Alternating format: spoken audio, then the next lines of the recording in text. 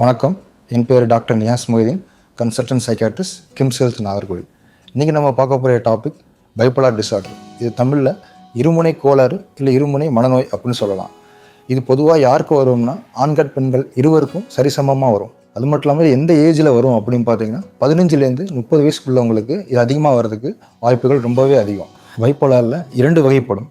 மன எழுச்சி மேனிக், மன அழுத்தம் டிப்ரெஷன். இந்த மன எழுச்சியில் பார்த்திங்கன்னா ரொம்ப அதிகமாக பேசுவாங்க, அதிகமாக ஆக்டிவிட்டீஸ் பண்ணிகிட்டே இருப்பாங்க, தான் பெரியாள் அப்படின்ற மாதிரி இருப்பாங்க. மன அழுத்தத்தில் பார்த்திங்கன்னா ஜஸ்ட் நேர்மாறாக இருப்பாங்க, எதுவும் பேச மாட்டாங்க, அவங்களே பார்த்துக்க மாட்டாங்க, ரொம்ப சோர்வாகவே இருப்பாங்க. காரணங்கள் பார்க்கும்போது ஃபஸ்ட்டு மரபணு காரணங்கள். குடும்பத்தில் யாருக்கா ஒரு ஆள் இருந்தாலோ இல்லை பெற்றோருக்கு யாருக்கா ஒரு ஆள் இருந்தாலோ இது அதிகமாக வர்றதுக்கு சான்ஸ் அதிகம். 2வது நியூரோ டிரான்ஸ்மிட்டர் இம்பேலன்ஸ். பிரெயினில் ஏற்படக்கூடிய ரசாயன மாற்றங்கள், டோப்பமைன், செரோட்டோனின், நார்பெனின், இது போன்ற நியூரோ டிரான்ஸ்மிட்டரில் ஏதாவது சேஞ்சஸ் வந்தாலும் இந்த நோய் வரதுக்கு அதிக சான்ஸ். 3வது என்விரான்மெண்டல் ஸ்ட்ரெஸ் ஃபேக்டர்ஸ். கிரானிக்காக ஸ்ட்ரெஸ் இருக்கவங்களுக்கும் இது அதிகமாக வர சான்ஸ் உண்டு.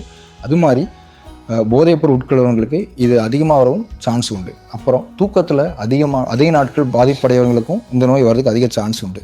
ட்ரீட்மெண்ட் பார்க்கும்போது ஃபார்மகாலஜி, நான் ஃபார்மகாலஜி, மருந்து முறை, மருந்தற்ற முறை. ட்ரீட்மெண்ட்டில் முக்கியமான விஷயம் நோயை தடுக்கிறது, திரும்பி வராமல் தடுக்கிறதும் இதோடைய முக்கியமான கோல். ஸோ மருந்து ஃபார்மகாலஜிக்கல் பார்க்கும்போது நம்மளுக்கு நிறைய ஆப்ஷன்ஸ் இருக்குது. மூட் ஸ்டெபிலைசர் கொடுக்கலாம், ஆன்டிசைக்கடிக்ஸ் கொடுக்கலாம்.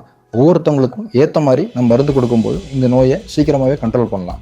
அதே மாதிரி நான் ஃபார்மகாலஜி பார்க்கும்போது சைக்கோ எஜுகேஷன், விழிப்புணர்வு, நோயை பற்றியான ஒரு விழிப்புணர்வு கொடுக்கலாம். நோய் எப்படிப்பட்டது, எர்லி சைன்ஸ், அது திருப்பி வரும்போது என்னென்ன சிம்டம்ஸ் வருன்றதை நம்ம சொல்லிக் கொடுக்கலாம். அது மாதிரி காக்னிட்டிவ் பிஹேவியர் தெரப்பி, நெகட்டிவான தாட்ஸை நம்ம மாற்றலாம். அடுத்து interpersonal and social rhythm therapy. இதில் ஒரு மனிதனை அன்றாடமாக அவங்க வாழ்க்கையை எப்படி அவங்க நாட்களை கழிக்கிறது, அப்புறம் அவங்களுக்கு ஸ்லீப் ஹைஜீன், தூக்க முறையை நம்ம இதமாக சொல்லிக் கொடுக்கலாம். கடைசியாக ஃபேமிலி எஜுகேஷன், அவங்க குடும்பத்துக்கு அந்த நோயை பற்றியான புரிதலை நம்ம சொல்லிக் கொடுக்கணும்.